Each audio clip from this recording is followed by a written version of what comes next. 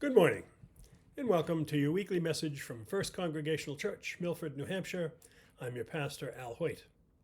Today is Thursday, December 21st, the first day of winter. If you're planning to bring your own poinsettias or plants to the church for the Christmas Eve service, please have them at the church today no later than 1 p.m. so the deacons can arrange them the way that they need to be arranged.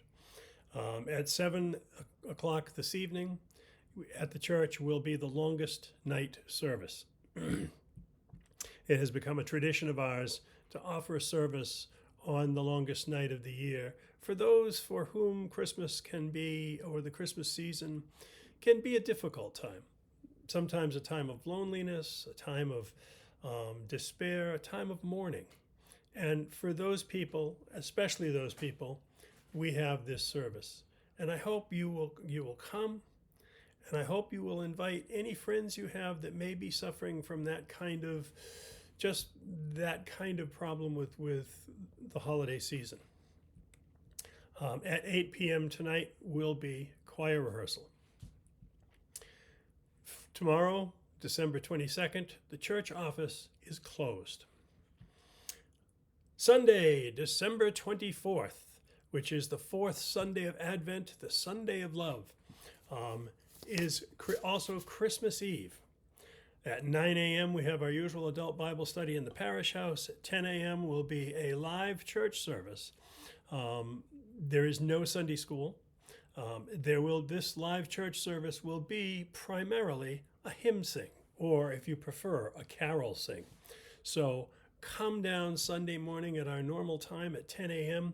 and join and sing some of the Christmas carols that maybe we just don't get to sing enough of. If you have a particular favorite, reach out to either me or Kim and let us know, and we'll be glad to make sure that we get that one sung.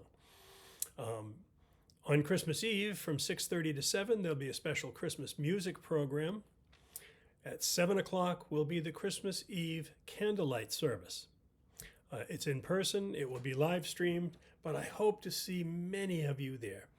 It's always a wonderful service. We have the children have a presentation. They'll be doing first some kind of a pageant, and we always look forward to that. So I hope to see many of you there. Monday, December 25th is, of course, Christmas Day, and the church office will be closed. Tuesday, December 26th, the church office will also be closed. On Wednesday, December 27th, the church council will be meeting, a hybrid meeting at 7:30. The link will go out that afternoon. The Zoom link will go out that afternoon. On Thursday, December 28th, will be choir rehearsal. And Sunday, December 21st, is Epiphany Sunday. And it's also, as is our tradition, Holiday Sweater Sunday. Now, you can wear an absolutely gloriously beautiful sweater like this, or you can find the ugliest holiday sweater you can possibly find and wear that. Either way, it's always a good time when we get together and we wear our holiday best. So looking forward to that. Coffee hours are suspended until January 7th. That's mostly because of the outbreak of COVID that affected the congregation so strongly last week. Verna and I were caught up in it. We both got it. We're on the mend. We're testing negative at the moment, so we will be at the various functions this week. Don't be surprised if there's lots of folks wearing masks. There'll be no Sunday school on December 24th and December 31st. The birthday party for Jesus has been canceled. If you are one who is required to write a report for the annual meeting, those reports are due January 5th. Please do not make Carol chase you down and beg you for them.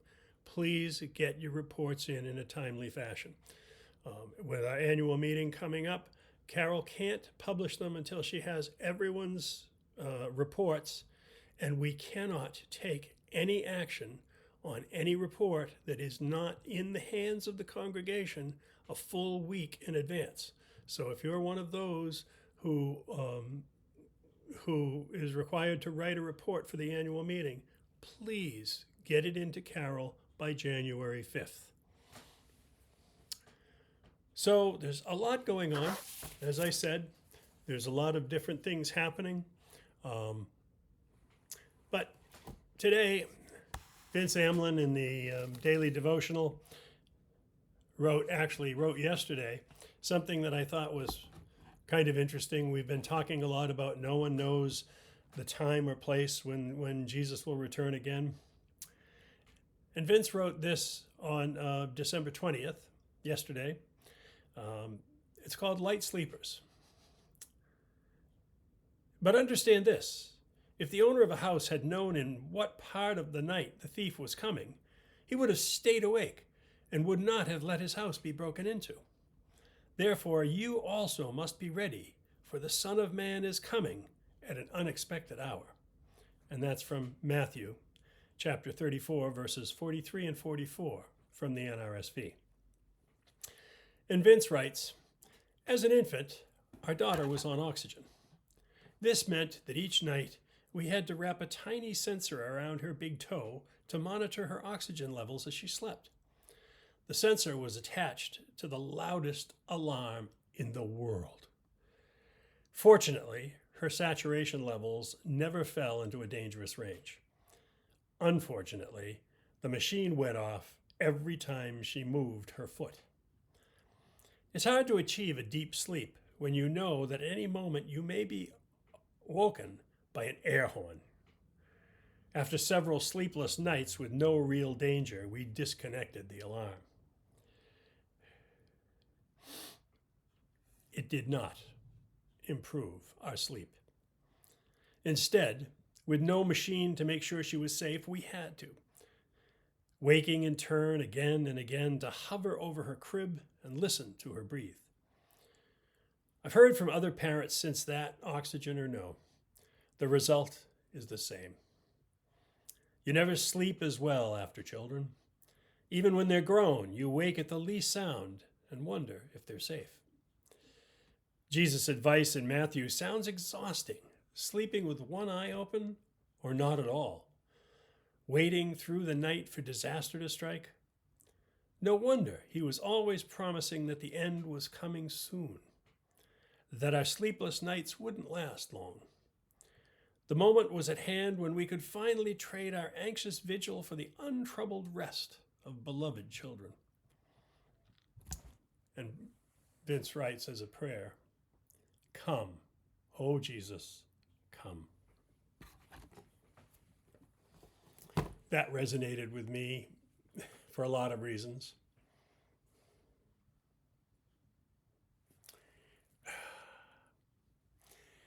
Please join me in the Lord's Prayer. Our Father, who art in heaven, hallowed be thy name. Thy kingdom come, thy will be done on earth as it is in heaven. Give us this day our daily bread, and forgive us our trespasses as we forgive those who trespass against us. And lead us not into temptation, but deliver us from evil. For thine is the kingdom, and the power, and the glory forever. Amen. Well, I hope that you and your family and those that you celebrate with have an absolutely glorious, marvelous, and sacred holiday season. Verna and I wish you all a very Merry Christmas and the happiest and healthiest of New Year's. So until we see you again, take good care of yourself. Take good care of each other. And God bless you all.